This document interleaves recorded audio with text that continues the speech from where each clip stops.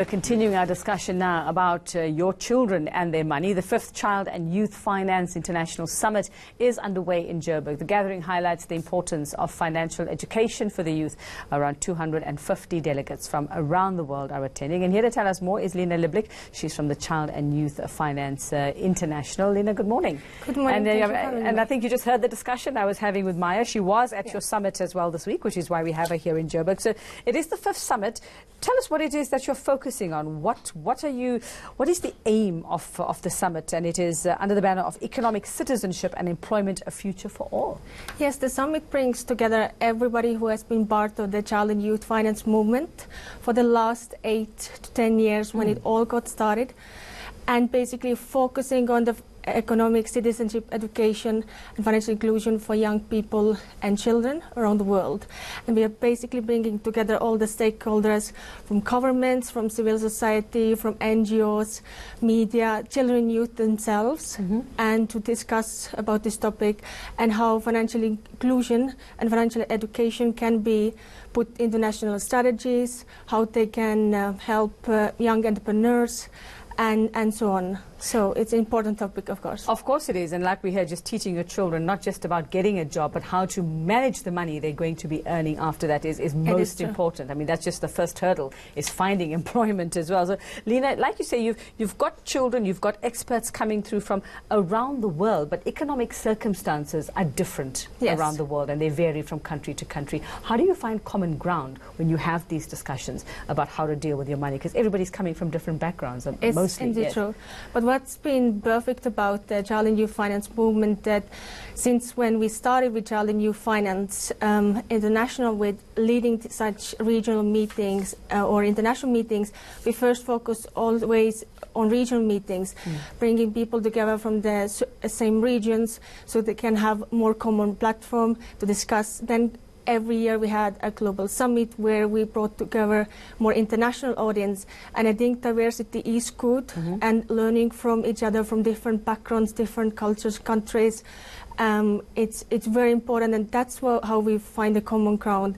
We put people together in workshops and create panel discussions which focus on the common topic, and then they can have a discussion. I'm interested to know what you're hearing from the youth themselves at these meetings. I mean, you've been holding them over the past 2 days. So what have been the discussions? What have they been saying? What do they know about money and their economies? I think great thing about with youth, what the movement has done, we've included them in the Global Money Week campaign, which is annual campaign about money awareness, where actually young people are taking part in different activities and visiting banks, visiting stock exchanges and so on.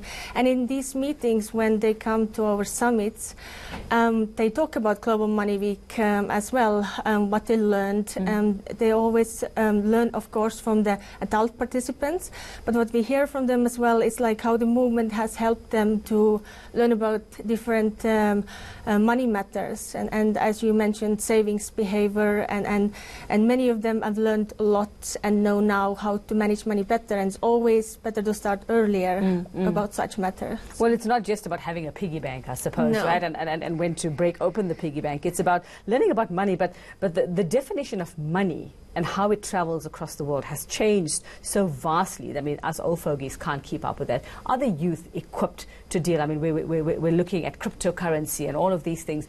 Do they understand? Are they equipped to deal with where the world is going in terms of money as we know it? I think that's what is the movement's purpose, to make them understand about these things. And I'm sure we find youth, and it's our job for the young people who don't know about these terms and what they mean, to teach them about it. And it's also, I think, government and ministries of education need to actually adapt school curriculums according to financial education and adapt to the current world and how we're changing about it. Now, I'm going to put you on the spot and ask you, you've got delegates from across the world, you've got young people from around the world. Have you found that are there youth from any particular corners, any particular countries that have a better handle on financial issues than others? Who's good at this? I think the good question is, are we all good about this? Is any of us good at it? Yeah.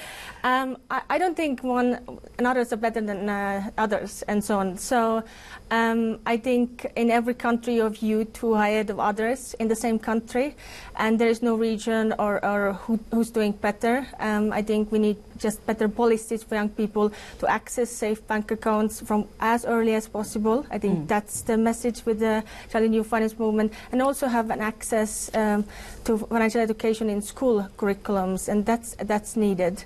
And it doesn't make ones or others better or less knowing about money. I think you can spot the bright ones and the other ones are catching up, but we'll get to know about it quite soon. So. Okay, well, that's fantastic, a great initiative, and I'm sure young people come with great ideas of their own on how they themselves can manage their money. They suggest how the movement should shape. Oh, fantastic. Well, good luck. It ends today, so I suppose we will see what comes out of this. Thank you very much. Thank you so much. That's Liina Liblik. She's from the Child and Youth Finance International. Still to come.